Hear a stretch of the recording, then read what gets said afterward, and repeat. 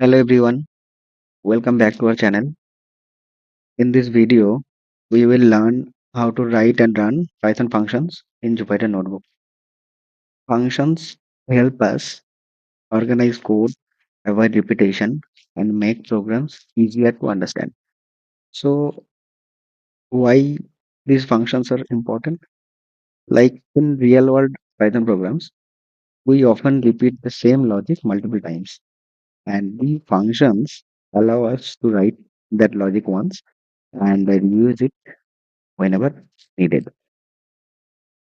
First, we have defined a simple function using the def keyword, and this function takes two numbers as input and returns their sum.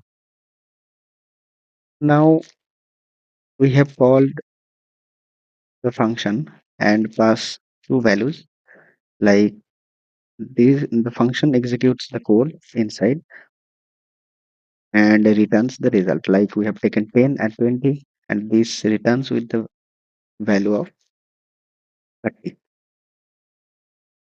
Then we have created a function with a default parameter.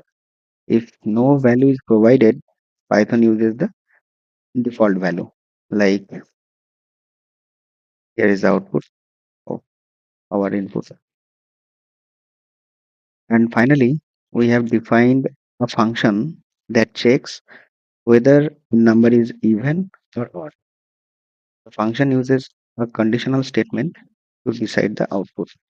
Like here, we have checked the 7 as odd and we have checked the 10 as even. And we have used the logic, like the conditional statement, as if the number is divided by 2, then it will be even, or else the output will be odd.